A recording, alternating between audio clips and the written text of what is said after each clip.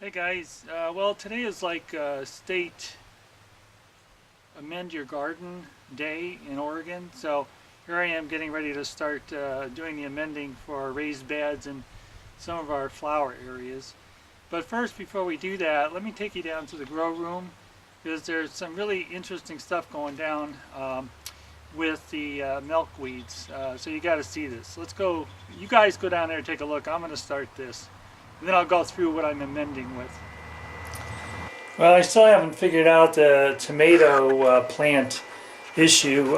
They only came up in the pots that are bags. It's all the same soil. The bags were enclosed in a bigger bag. I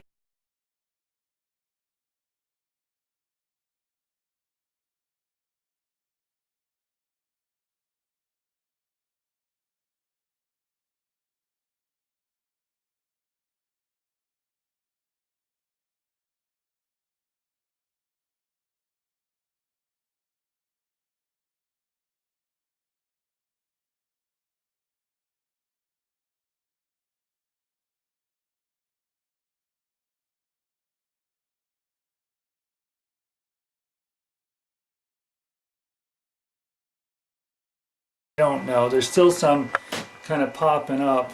Now that the taller, which are the showy milkweeds, are 11 inches tall right now. These others are 8 to 10 inches tall, and some are branching off. Now I did not pinch them, but they're just really spreading nicely. And these guys here are the show. No, those are the tropical milkweed. So this here, that type, the taller ones are the showy. These are the common, and then the tropical. I've got my Brussels sprouts and spinach over here, and some lettuce just staying under this light. I've got to put up another light here later today to get things kind of spread out. So I'm really happy. I've only lost one milkweed, and I don't, this other one here is not looking so hot, but there's some sprouts that are coming out on the side, so side shoots that are going to do really well. Okay, so that's all for here. We'll get back up in the garden so you guys can see the amending going on. Okay, so last year I did a little experiment. I amended the tomato bends, which was this one and this one over here, and then the broccoli cauliflower. And for those of you that saw my crop, just a quick overview of the broccoli. I've done 4 cuttings so far, and 3 days ago I got 4 gallons by volume, and the sizes of these, what's remaining is still terrific, and this has been a successful year for sure. And then the cauliflower has finally started to come out, and it's really starting to look good and be strong. I did thin it out a little bit. I thought it was a little too thick, but I don't know how the sun's doing here, but they're coming along. Thanks for following and watching.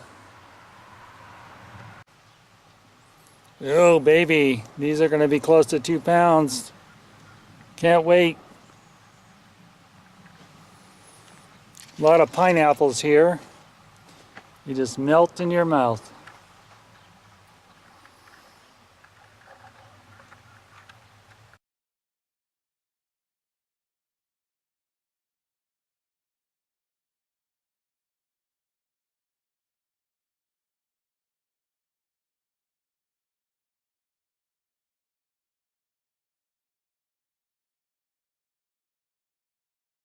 From last year for those 2 things.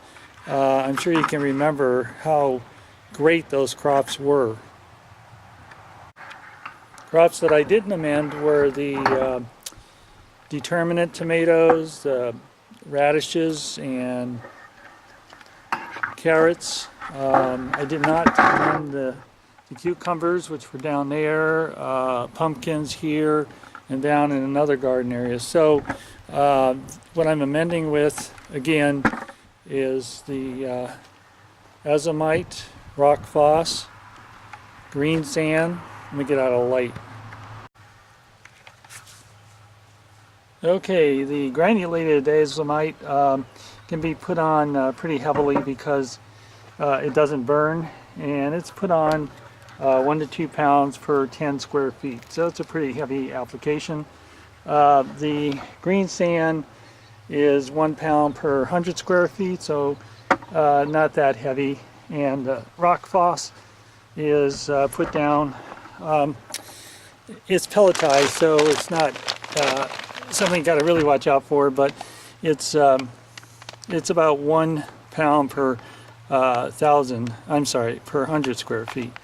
You just kind of work it in if it's a pre-established garden.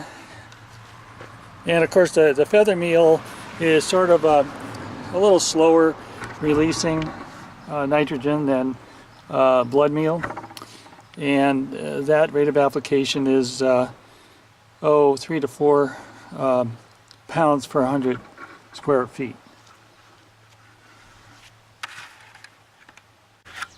Well, I'm sure some of you are going to be wondering why I'm using feather meal as my nitrogen source, but after some of the problems that have been occurring with cow manure because of the herbicides that are being passed and active for years in the manure, things like Milestone and Cisco, Poncho, brand names, mostly manufactured by Bayer.